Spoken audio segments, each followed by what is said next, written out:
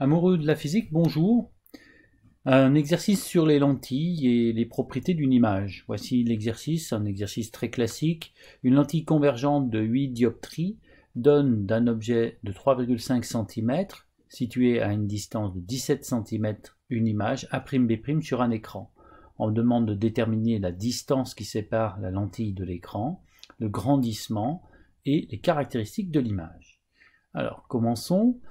Tout d'abord, on traduit l'énoncé, c'est vraiment quelque chose d'essentiel.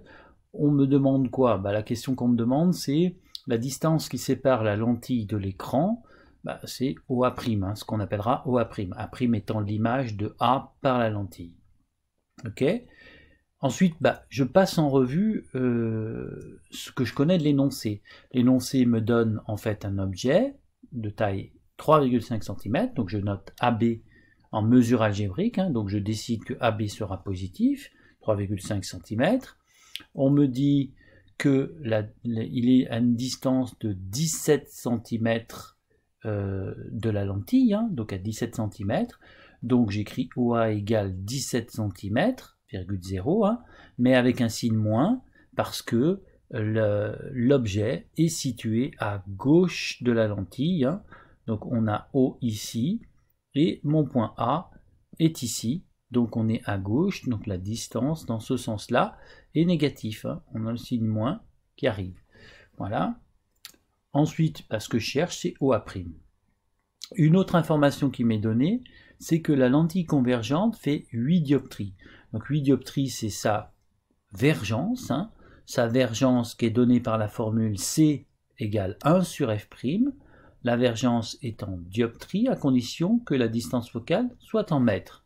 D'accord? Donc à partir de cette valeur de 8 dioptries, je vais pouvoir obtenir la distance focale. Donc, la distance focale, c'est l'inverse de la vergence, c'est-à-dire 1 sur 8 qui vaut 0,125 mètres, donc 12,5 cm. Voilà. Du coup, je me retrouve dans une situation où si je continue mon petit schéma, j'ai OA qui est là, et le point F, qui est le foyer objet, et entre O et A, puisque on me dit que OA fait 17 cm, donc là j'ai 17 cm, et là en fait je n'ai que 12,5 cm, d'accord? Donc je me retrouve dans cette situation-là.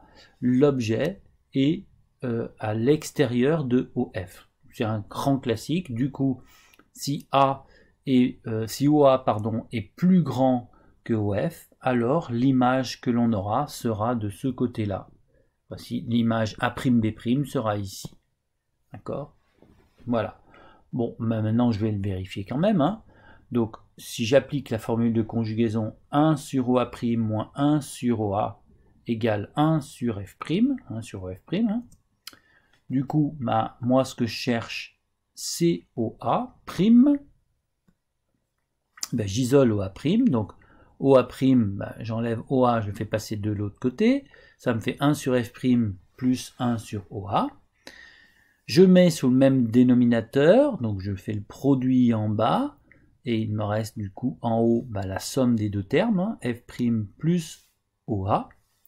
Et du coup, maintenant, je peux faire l'inverse, puisque j'ai une et une seule fraction à gauche et une seule fraction à droite. Donc, si l'inverse d'une fraction est égal à une autre fraction, alors, ici, OA, j'en peux en faire son inverse, ça fait l'inverse de l'autre côté aussi.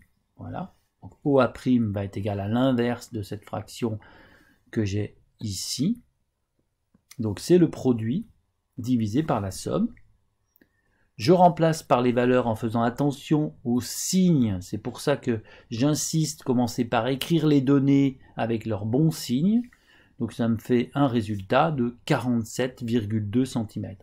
Donc 47,2 cm, c'est bien positif. Donc je me retrouve avec une situation comme je l'avais dite juste avant. Un objet qui est en dehors de la distance OF, donc qui est ici, son image se formera à droite de la lentille et sera donc réelle. C'est ce que l'on retrouve ici avec une valeur positive. Voilà. La question 2, alors j'ai remis les données de l'énoncé. La question 2 me parle du grandissement. Donc là, j'applique la formule du grandissement qui me dit que gamma c'est A'B' sur AB, c'est ça, c'est la taille de l'image sur la taille de l'objet, en mesure algébrique, du coup ça me permettra d'avoir les signes aussi. D'après Thalès, ça fait aussi OA' sur OA. Moi je connais OA', je connais OA, donc je remplace. 47,2 divisé par moins 17,8, ça me fait moins 2,8. Donc moins 2,8, ça veut donc dire que l'image est renversée, puisqu'en fait elle a un signe moins, et qu'elle est agrandie puisqu'elle est supérieure à 1. Donc l'image sera agrandie et à l'envers. Voilà. Et du coup, justement, c'est ce que je vais donner comme caractéristique. Voilà, donc ça c'est le grand classique que l'on a. On voit bien que notre image, ici, eh bien, est à l'envers. Elle est à l'envers quand AB est vers le haut, A'B' est vers le bas. D'accord, voilà. Donc l'image est réelle, car la distance est positive, donc l'image est bien réelle. De toute façon, on vous dit qu'elle est sur un écran, donc forcément elle est réelle. Elle est inversée, car le grandissement est négatif. Et elle est agrandie, car la valeur absolue de gamma est supérieure à 1. D'accord ? Voilà, donc ça, ce sont les caractéristiques. J'ai rajouté, à partir de ces caractéristiques, maintenant je peux trouver la valeur de A'B'. Donc j'ai gamma qui vaut A'B' sur AB. Donc je peux trouver A'B' égale gamma fois AB.